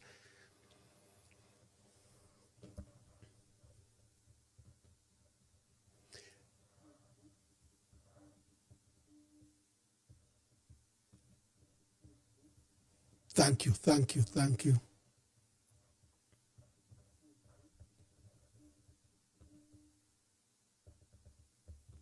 Amana anomazuva kumusadza unoyo hakainde wanoyo. No, ever supporter here, support from Southern Province. But some people, they have given up. When I go to Southern Province, now if someone from Southern Province can give up, are you telling me that someone from Osaka and Chingola can still love him? When you yourself who started loving him before these other provinces started loving him, you've given up. Some of them have, like me, have stopped loving him. Me and my family and other people, we've stopped loving him. Now you think if we can give up, I'm also Tonga, because when I'm Tonga, no Tonga, many Tonga were full time Mdala. But I have given up on supporting Hagainde because of my own reasons. So you think the reasons that the other people have for giving up on supporting Hagainde are not valid, such that the other people from other provinces, they cannot buy them. Let us learn to analyze politics. You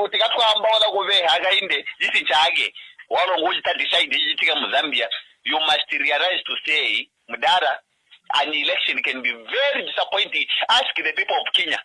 Ask the people of Kenya. The person that won as the president,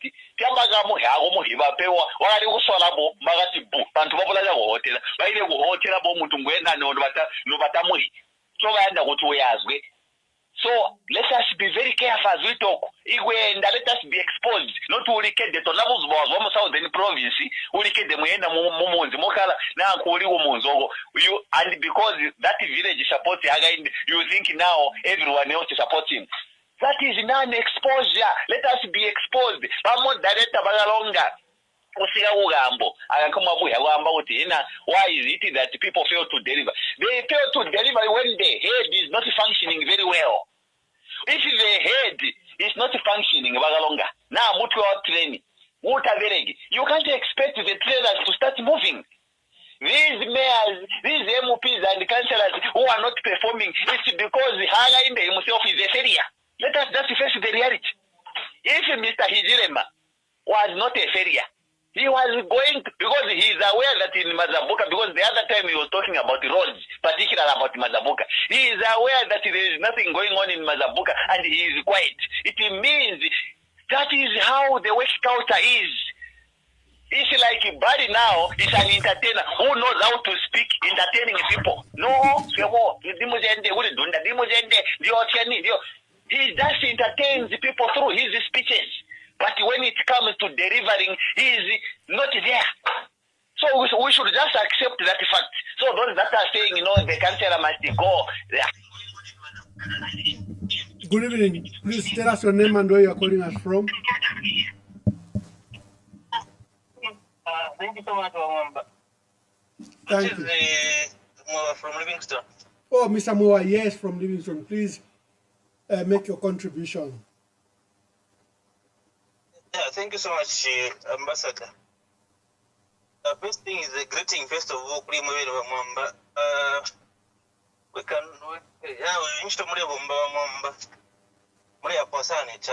and in terms of social media credibility, the share on your page, how in number one. That's why I 18 and okay, and what my savang. But if I come book, I never young feeder go for the program. If I never go and go with a cock till that, our guys are they have mismanaged the economy, and everyone is aware.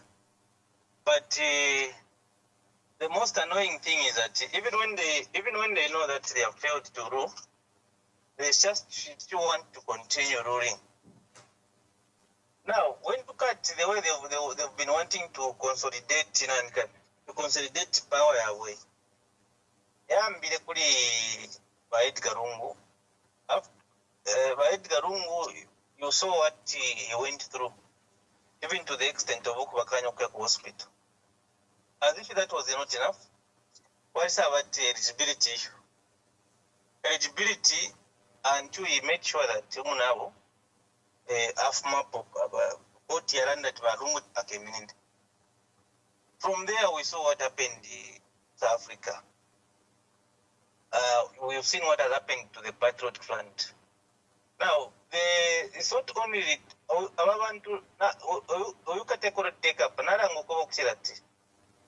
it's just about him, and that you can even see how he's ruling his political party. Last time, Bagari Nkombo, Barisa Apana police. Ukuya declare ukuya interest ya kushita contest city mu UPND.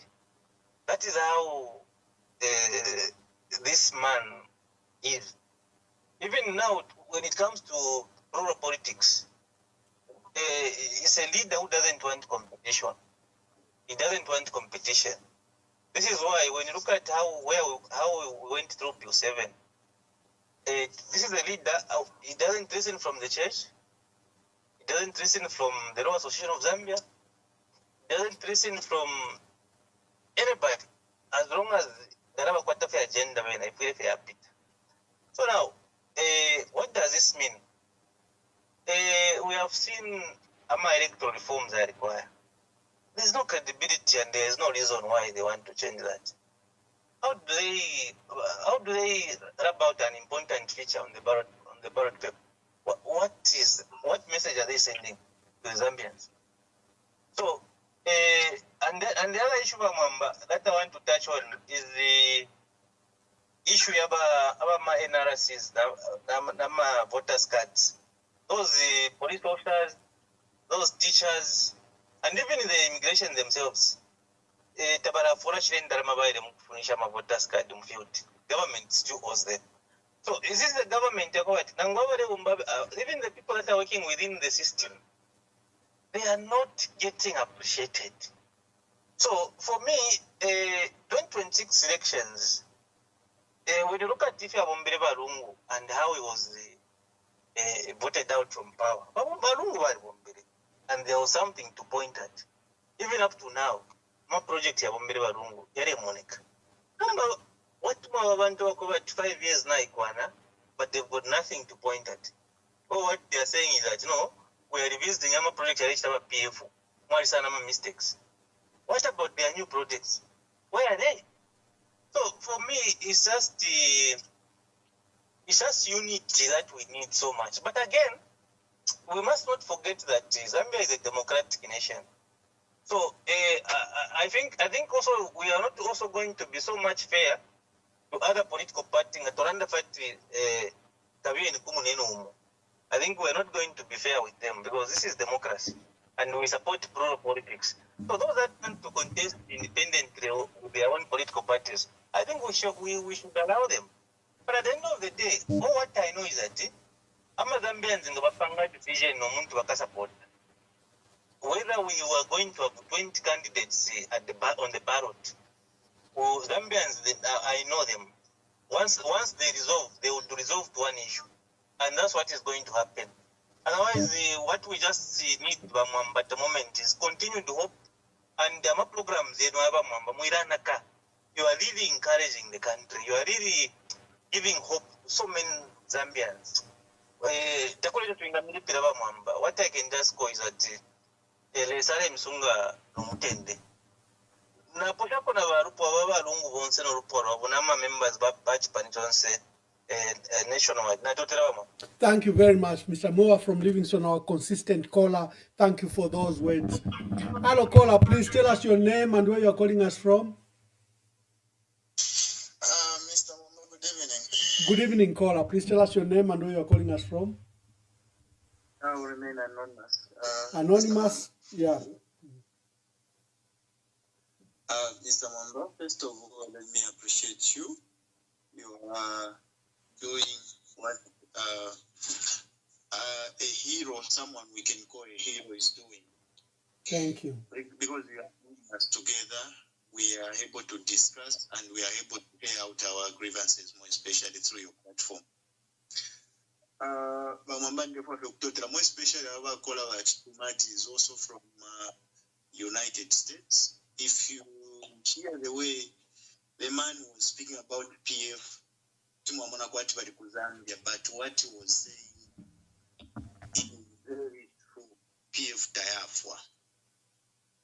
PF we come grassroots, starting from what sections, constituencies, people are there, and there are also people who are spearheading grassroots. What we want is more especially to say our presidential candidates. The hope we have, it is in them. Let them, if they can find a day, they sit down, they unite, and go on the way forward. Because PF is point. Now, the question is, we understand, and it is true that we are not going to be allowed to make a PF parity, because now even if we get a chance within a week, we can still organize and win elections. What are we going to do, Amwamba? I want you to answer. What are we going to do for PF to be on the ballot? Thank you. Thank you very much. Thank you very much. I am restarting the program, I think, beginning tomorrow or Monday. We are restarting the program of presidential candidates. I've summarized to 6 who I think are the strongest, and will be asking you to call on those who do it for a period of 1 week. It should give us an indication of where we are going. Hello, caller. Please tell us your name and where you are calling us from. Oh, Mwamba, Mkwai, bachitonge landeni po. Mkwai, na mchana mbwanu. Na chafu ukulanda kukana mweni para pase kitaiti ya PF para kwa kuchira bombali lemba pofi babikile po bamundu bile.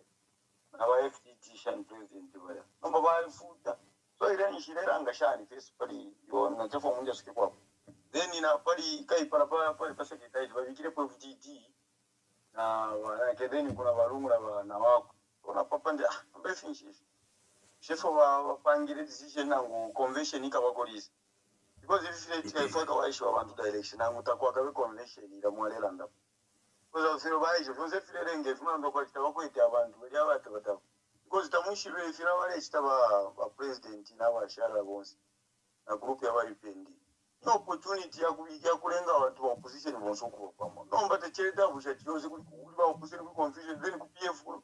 Now a foot up of Padia, no matter what in the sun. Thank you very much. Thank you. Thank you. I think that's all the calls we had today. We are top of the hour. The gentleman from Chilabombo has asked a very fundamental question for the party, and I'll take the opportunity to answer. But this is what we are doing. We are restarting the issue which we had begun. So let me just play this and then I'll be back with the program. As President Obama said during a visit to Ghana, and I quote, he said, Africa does not need strong men. It needs strong institutions. We must build our democratic institutions to be independent and efficient. Parliament and the judiciary must work independently in the public interest. Leaders must respect their oath of office to respect the Constitution. In our sub-region of West Africa, democracy is backsliding with a return to military dictatorships. Ghana is, however, on a mission to prove that democracy works. and that our people can achieve prosperity and opportunity under a constitutional democracy. Thank you very much, and thank you for all your calls. We'll be back tomorrow, Friday. We may have a special program, but beginning Monday, everyone has been urging me to bring back the debate on the presidential candidates. And you've urged me to stop looking for presidential candidates because we've featured nearly everyone. So we've compiled a list of 6 presidential candidates that we think form the strongest from the opposition. These are Harry Kalaba, John Sangwa, Fred Membe, Brian Mundwile, Given Lubinda, KBF, and there was a 6th one. So from the opposition, including the PF, I've picked 6 in my view that I think among them, they will likely give us a presidential candidate. We'll start with your vote and your contribution beginning Monday. And I hope I can get a second official phone because that single line does get very congested. Let's see if we can do that over the weekend. And we give you 2 lines which you can call and air your views. So we've listed 6 presidential candidates, and I want your views among them because I think among us themselves, we can get a leader. So these are Harry Kalaba, Brian Mundwile, Makebi Zulu, John Sangwa, Fred Membe, KBF, and Honorable Given Lubinda. The 6, I think, are the top presidential candidates in our country. And I want you to help me get one amongst these equal ones. What we'll do with that information, how they will use that information is not our business. Our business is, let's see what the country is saying. What is the pulse of the country saying among these 6 presidential candidates? For the presidential candidates, tell your supporters to call. I don't want to be accused that I'm favoring anyone. Just call and tell us why you think such a presidential candidate is suitable. So these are the top 6 that this program has picked up. Used information from your last phone calls that you made and from an assessment of their strength. What are the qualities we are looking for? What kind of a leader can challenge President Hakainde Hichilema? If they can challenge President Hakainde Hichilema, are they able to form a team that can then emancipate our countries? Can they formulate policies that can develop our countries? There are various processes underway. The PF is having its own process, and it should have a conference this month. And the elders under Akashamba Tuambiku Stalewanka are also trying to pick a candidate. And for us here at EMV, we are finally finalizing who we think should be a presidential candidate. But we need your help. So it's the 6 that I've picked as top contenders, and I'll ask for your vote beginning Monday. This is Harry Kalaba, John Sango, Brian Mundwile, Makebi Zulu, Fred Membe, KBF, and Honorable Given Lubinda. I think that's 6 or 7. But I think that among all the 26 presidential candidates we have, I think these 6 are likely, one of them will likely provide a big challenge to our people. So participate. That will be on Monday when we begin the process. And like I was saying, I hope that I'll get a second phone because that phone does get so busy and people can't get through, and it's very frustrating. The gentleman from Chilawombwe, this is now for the party because I'm official spokesperson of the Patriotic Front. You asked a good question that you saw your party on the party offices put images of Brian Mundwile. You understand that by now Brian Mundwile is estranged from the party. He went to a breakaway tonse, which we called illegal. He has begun a process. He's campaigning for presidential candidate for 2026. He's not doing it under the Patriotic Front. He has a breakaway tonse. So the party cannot then put posters either at their party secretariat. The social images you saw are not at NPF meeting, PF offices. It's just private offices that likely Brian Mundwile has hired, and you should be guided as such for all PF members. We wish him well in his endeavors. You know, my proposal has always been that even in this late hour, I hope that the PF factions can reconcile And as they have the conference, they can allow everyone to participate. That has been my position. Whether that will work or not, the PF is going to conference, and you know the list of candidates that they will pick. But here on EMV, we are going to pick from the 6 that I've told you who we think should be a presidential candidate. And you will help me with your vote. So God bless you. We will see you tomorrow.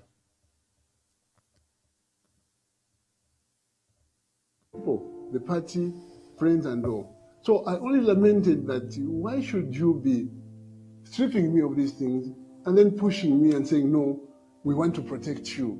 No, you see, demeaning of the president to be seen, to be going without this or that. I said, I don't need you. You don't need me. So I was very clear. I've not complained at all. The time that I've complained is when I've been harassed. I said, you've stripped me of everything, but leave my liberty, my dignity, and my rights. That's what I'm saying even now.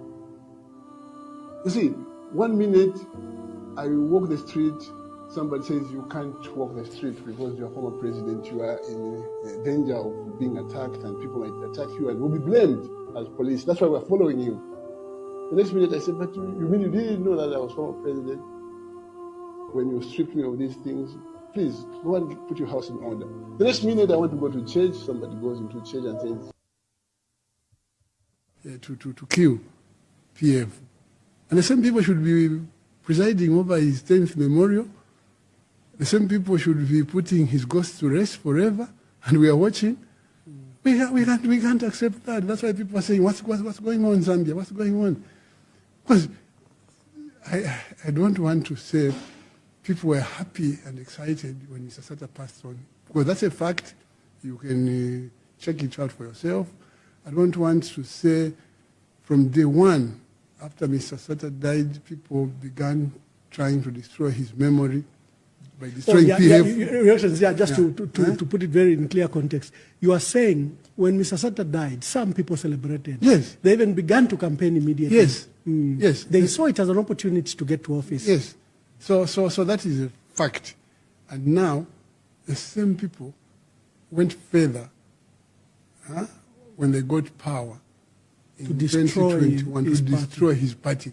And tomorrow they want to attend the memorial to make sure that even his party dies with him forever. We can't allow that.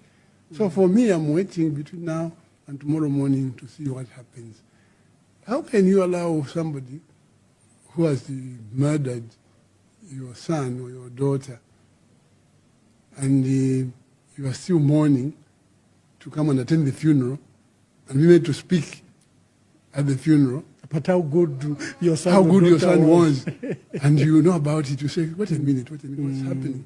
And I think I can just say the whole thing, I summed it up when I spoke to one guy. I said,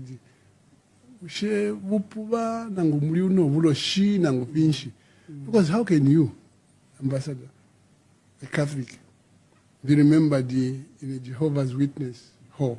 Yeah. In the 10th anniversary, or how do you get to be dishonored? How do you get remembered in a SDA church when everyone knows that you are Catholic and so on? And the state insists. And the worst part is that I have learned that the Secretary to Cabinet is Catholic. Yes, he is. And so he is the Deputy Oliver Kalabo. They're Catholic, and they should have told government to say, look, how these things are done. Especially Patrick Angwa, who is a practicing Catholic church member, and I've seen him in church even giving mass, Holy Communion and so on. He should have said, wait a minute, we want to participate in this program. That's good. So let us engage the church to which the late President Sata belonged, and then we participate in there. Any insistence that we hold it in a mosque or in any other church building could have been frowned upon. To say, no, sir, Mr. President, we can't do that. Because now I'm getting feedback, say,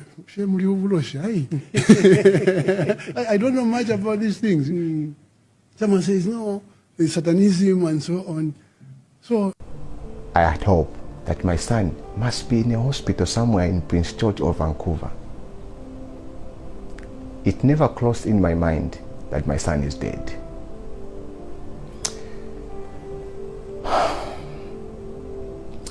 So we went into the room, and I saw this man, very good looking, well dressed in a suit, a blue suit. He turned to me and he said, "Are you Abel Mwansa?" I said, "Yes." "Is your son Abel Mwansa also?" I said, "Yeah, that's my son." And he said, "I'm afraid."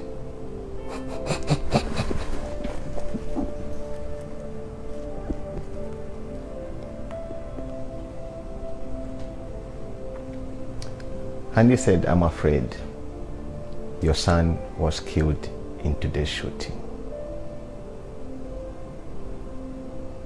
I just looked at him.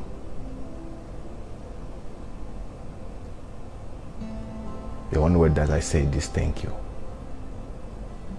And he was a smiling boy. Whenever you see Abel, you see a smile. He was identified by his beautiful smile. He loved everybody. He used to turn enemies into friends. That's the kind of a boy he was. You know, Abel, even in his life, he was always thinking about others. Because even when, as a father, give him something like money, he'll go and buy food and bring to us so that we can eat all. When the snow falls and I'm at work, the driveway will always be clean. The back of the house will always be clean. The walkway, you just go out. When I come here, "Abel, don't do this. You just have to, it's cold outside." And he was like, "Dad, I love doing this." So Abel was a very ambitious child. He's a child that did not believe in failure. That's the way I brought him up. He was so respectful to elders. I told him, everyone that you see who is above your age is your parent. Respect them as much as you respect us. He had a plan of becoming like a professional footballer. And when we came here, we found out that there are soccer teams and all that, so he joined. And then he had a very good coach who was coaching him, and then he started playing soccer, and he was very good at it. That boy. The only thing that I can say to my son is that he has made us proud. And even though he's dead, yes, we are grieving. Son, we love you. We will forever miss you. And thank you, my son, for the 12 years and few months that you've spent with us. And thank you for listening to me and your dad. That's all I can say. See you when Jesus comes.